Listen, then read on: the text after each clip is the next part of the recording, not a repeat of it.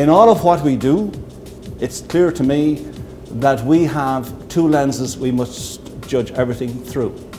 One lens is the lens of the employer, and one lens is the worker.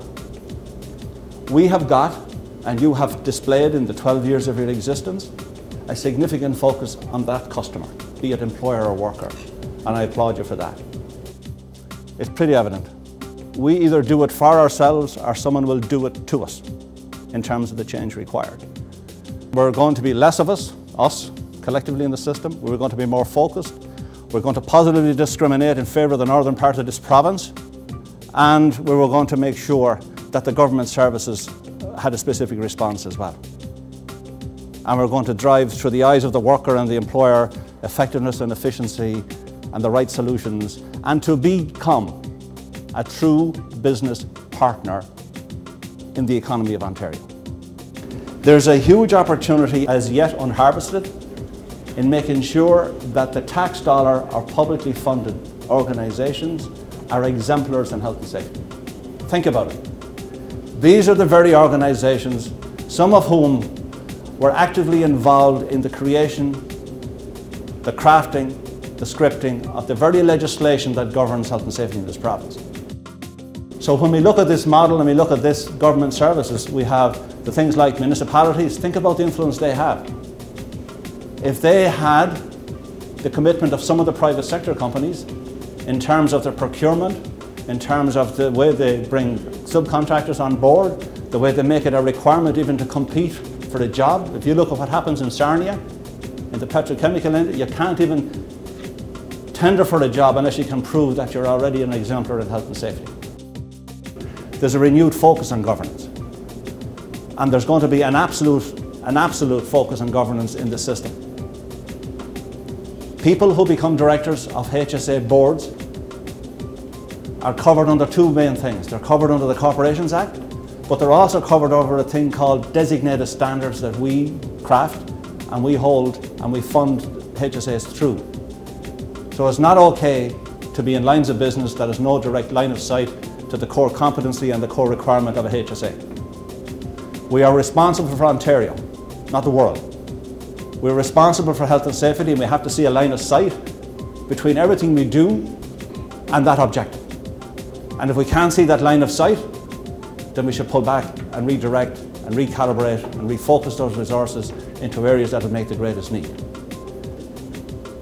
7% reduction in lost time injuries, and we're going to try and get zero fatalities, but we'll take 7% reduction year on year.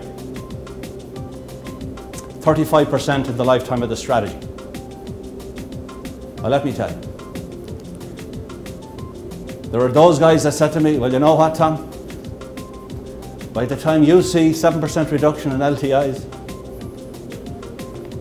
there'll be a black president in the United States and pigs will fly. Well, guess what? We have swine flu and we're on 12.5% reduction this year.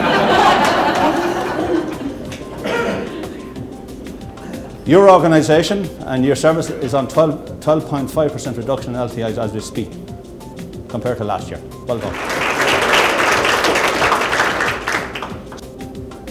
The second piece down along here, this bit, is customer advisory groups.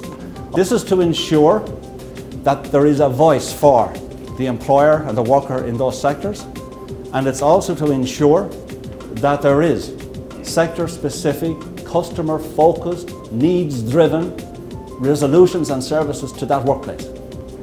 There are thousands of people who give of their time voluntarily in this province of Ontario. There are people who are more than willing to be actively involved, provided they feel valued in that contribution. And we've got to leverage that, because we'll never have enough of us to do what we need to do.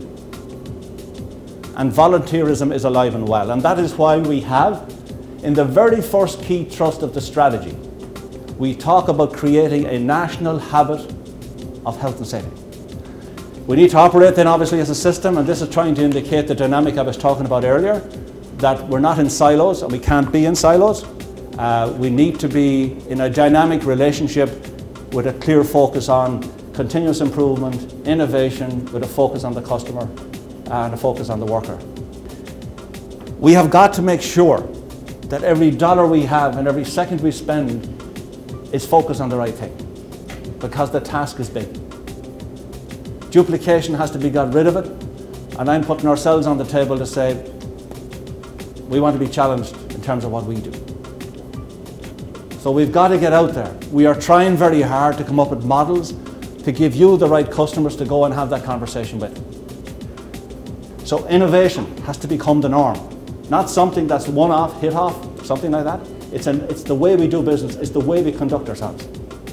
That requires us to invest in research, development, and try new ways of doing things. Strong leadership is vital.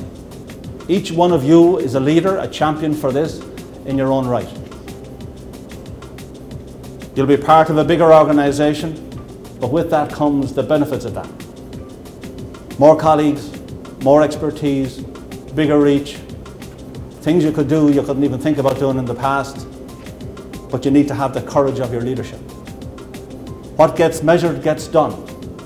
So those who are delivering the goods as perceived and measured by the customer, we want to do more of that.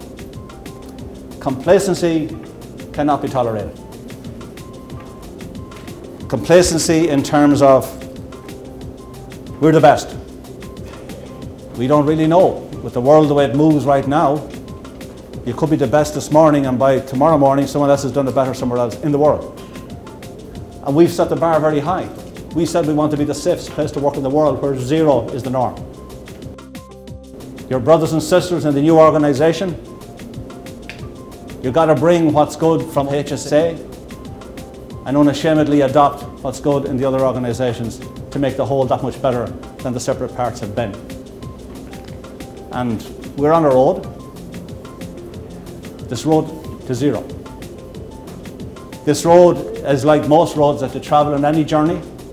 It isn't straight and it's not level, and there are various hazards that come at you both in terms of climate, environment, people you meet, and sometimes, you know, sometimes you may be able to run along that road with the progress you can make.